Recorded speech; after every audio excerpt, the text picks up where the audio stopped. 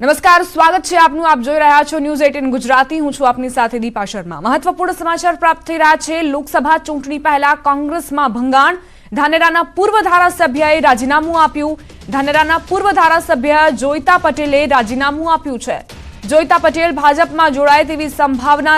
જોઈતા પટેલ 3 વાર ધાનેરા સીટ પરથી ધારાસભ્ય રહી ચૂક્યા છે અને હવે તેમણે રાજીનામું આપ્યું છે. કોંગ્રેસથી તેમનો મોહભંગ થયો છે અને પૂરેપૂરી સંભાવનાઓ કે તેઓ ભાજપમાં જોડાશે.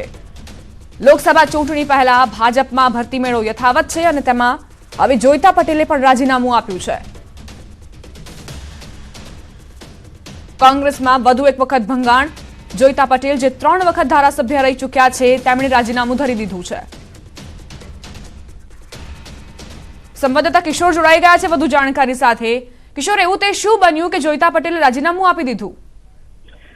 છેલ્લા કેટલાક સમયથી અટકળો ચાલી રહી હતી કે કોંગ્રેસનું કોઈ જે મોટું માથું છે બનાસકાંઠાનું તે ભાજપમાં આવી શકે છે અને કોંગ્રેસમાંથી રાજીનામું આપી શકે છે.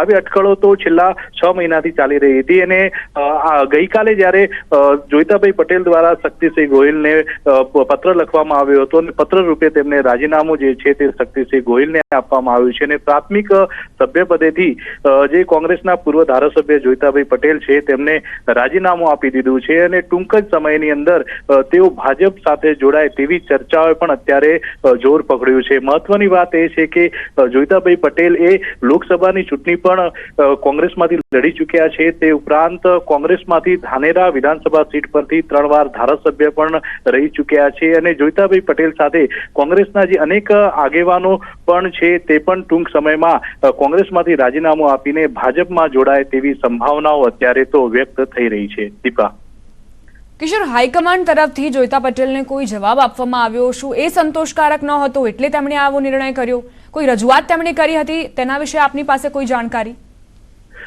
ચોક્કસ દીપા, હજુ સુધી હાઈકમાન્ડ દ્વારા તો જે રાજીનામાને લઈને કઈ ચર્ચા સામે આવી નથી, પરંતુ ગત ચૂંટણી વિધાનસભાની ચૂંટણીની અંદર જોઈતાભાઈનું નામ આગળ ચાલી રહ્યું હતું ધાનેરા વિધાનસભાની સીટ પર અને જોઈતાભાઈની ટિકિટ કાપીને નથાભાઈને જ્યારે ટિકિટ આપવામાં આવી હતી ત્યારે જોઈતાભાઈ નારાજ જોવા મળ્યા હતા અને ચાલુ ધારાસભ્યની જે ટિકિટો કાપવામાં આવી હતી 3 ટિકિટો ગુજરાતમાંથી, તેમાંથી ધાનેરાના ધારાસભ્યની જે ટિકિટ કાપવામાં આવી હતી વિધાનસભાની ચૂંટણીમાં તેને લઈને થોડી નારાજગી પણ હતી. છેલ્લા 2 ટર્મથી ટિકિટ કાપવામાં આવી હતી તેને લઈને અને ગત વર્ષે તો એવું હતું કે જે નથાભાઈ છે તેમની ટિકિટ કાપીને જોઈતાભાઈને આપવામાં આવશે, પરંતુ જોઈતાભાઈને ટિકિટ ના આપતા જોઈતાભાઈના અનેક સમર્થકોમાં નારાજગી હતી, જોઈતાભાઈમાં પણ નારાજગી હતી, પરંતુ તે સમયે તેઓ કોંગ્રેસ સાથે રહ્યા હતા અને હવે આખરે લોકસભાની ચૂંટણી નજીક આવી રહી છે ત્યારે કોંગ્રેસમાંથી રાજીનામું આપ્યું છે અને ટૂંક સમયમાં ભાજપમાં જોડાય તેવી શક્યતાઓ અત્યારે તો વ્યક્ત થઈ રહી છે.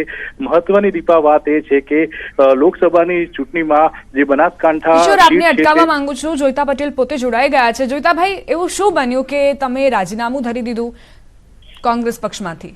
બસ કોંગ્રેસને રામ રામ કરવાના હતા એટલે રામ રામ કર્યા. જોઈતાભાઈ, કારણ શું? કયા એવા કારણો તમને જવાબદાર લાગ્યા કે તમે આ નિર્ણય લીધો? બસ રામ રામ નું નામ લેવાનું. જોઈતાભાઈ, માત્ર આ જ આધાર હતો કે તમે નિર્ણય લીધો કોંગ્રેસમાંથી? આપ 3 વખત ધારાસભ્ય રહ્યા, ઘણા એવા હોદ્દાઓ આપે સંભાળ્યા, સારી એવી તમે ફરજો અદા કરી અને હવે કોંગ્રેસથી મોહભંગ કેમ? હું 3 વખત ધારાસભ્ય રહ્યો, એમાં 1 વખત જનતા પાર્ટીમાંથી ધારાસભ્ય હતો 1980 થી 85. જનતા પાર્ટીમાંથી. અચ્છા. એ વખતે છત્રીનું નિશાન હતું. 1980 ધારાસભ્ય થયો એ વખતે. તો આપ પોતાની ઘર વાપસી જ ગણાવી રહ્યા છો? જનતા પાર્ટી અને 85માં કોંગ્રેસ જોઈન્ટ કરી એટલે કોંગ્રેસનો ધારાસભ્ય થયો અને 2012માં કોંગ્રેસનો ધારાસભ્ય થયો. તો એવી ચર્ચાઓ ચાલી રહી છે કે નથાભાઈને ટિકિટ આપવામાં આવી એટલે આપ નારાજ છો અને એટલે જ તમે આ નિર્ણય લીધો છો? એવો કોઈ સવાલ જ નહોતો મારે, પ્રશ્ન જ નહોતો. એ નારાજનો સવાલ જ નથી. તો જોઈતાભાઈ, આઈડિયોલોજી તમારી કોંગ્રેસની ને હવે તમે ભાજપની આઈડિયોલોજીને અપનાવવા જઈ રહ્યા છો? હા, તમારી વિચારધારા કોંગ્રેસની અને હવે તમે ભાજપની વિચારધારાને અપનાવી રહ્યા છો? અપનાવવા જઈ રહ્યા છો? વિચારધારા તો બદલાય ને, માનો કે વિચારધારા બદલાય. અમે રામ ભક્ત હું છું, રામનું નામ લેવું જોઈએ. અચ્છા, ભાજપ સાથે કોઈ એવી ડીલ થઈ છે તમારી? ના, એવું કશું નથી. ભાજપમાં જોડાઈ જશો હવે આપ? હા, એ ભવિષ્યમાં. અચ્છા, કયો એવો દિવસ તમે નક્કી કર્યો છે ભાજપમાં જોડાવાનો? હા, કયા દિવસે આપ કેસરીયો ખેસ ધારણ કરશો? નક્કી એ તો દિવસો તો સમય આવે, બધું સમય બોલશે. અચ્છા, તમારી સાથે તમારા સમર્થકો પણ જોડાશે કે કેમ? હા, કેટલા સમર્થકો જોડાવાના છે? એ બધું સમય પ્રમાણે વાત થશે. તમારી ચર્ચા થઈ હશે ને તમારા સમર્થકો સાથે? ના, પણ એ બધી રૂબરૂ વાત કરશું આપણે. અચ્છા, કોંગ્રેસ હાઈકમાન્ડ તરફથી કોઈ જાણકારી તમને આપવામાં આવી હોય, તેમણે તમારી જે રજૂઆત છે તેને ધ્યાને લીધી હોય? ના, કશું નથી એવું. આભાર જોઈતાભાઈ. કોઈ ટીકા ટિપ્પણી કરવાની નથી ને કરી નથી, કરવાની નથી. જી, આભાર જોઈતાભાઈ અમારી સાથે વાતચીત માટે. કિશોર અમારા સંવાદદાતા જોડાયેલા છે. કિશોર, જોઈતાભાઈ કહી રહ્યા છે કે માત્ર રામના નામે હું ભારતીય જનતા પાર્ટી જોઈન કરવાનો છું. તમારી પાસે શું જાણકારી?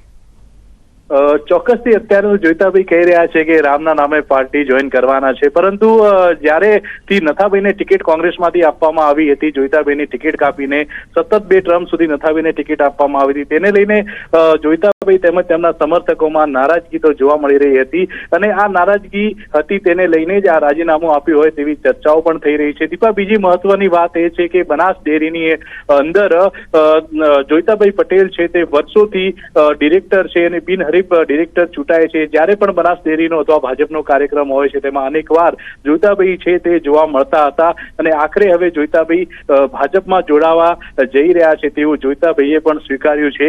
અને આમ શંકરભાઈના જે નજીકના જોઈતાભાઈ પટેલ કહેવાતા હતા અને આખરે હવે કોંગ્રેસમાંથી રાજીનામું આપીને ભાજપમાં જોડાય તેવું અત્યારે તો ચર્ચાઈ રહ્યું છે. દીપા, કિશોર, ટીકા ટિપ્પણીથી દૂર રહેવા માંગતા જોવા મળ્યા છે જ્યારે અમે તેમની સાથે વાતચીત કરી. એવું કેમ?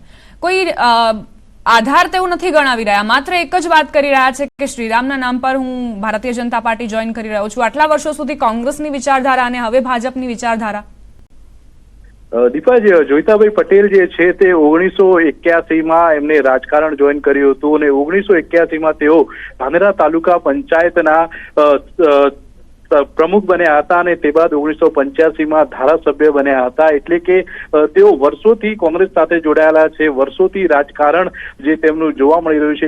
1981 થી તેઓ મોટા ગજના કોંગ્રેસના નેતા જોવા મળી રહ્યા છે. તેને લીધે તેઓ અત્યારે કોઈ ટીકા ટિપ્પણી કરવા માંગતા નથી, પરંતુ તેમના એક દુઃખ હતું કે તેઓ જ્યારે ચાલુ ધારાસભ્ય હતા અને કોંગ્રેસના કહેવાથી તેઓ બેંગ્લોર ગયા હતા અને તે બાદ કોંગ્રેસે બેંગ્લોર ગયા તે સમયે તેમને કહેવામાં આવ્યું કે તેમની ટિકિટ નહીં કાપવામાં આવે અને આખરે તેમની જે ટિકિટ છે 17માં કાપવામાં આવી હતી અને છેલ્લે જ્યારે વિધાનસભાની ચૂંટણી થઈ ત્યારે તેમની ટિકિટ આપવાની વાત હતી પણ ત્યારે પણ તેમને ટિકિટ નથી અપાઈ.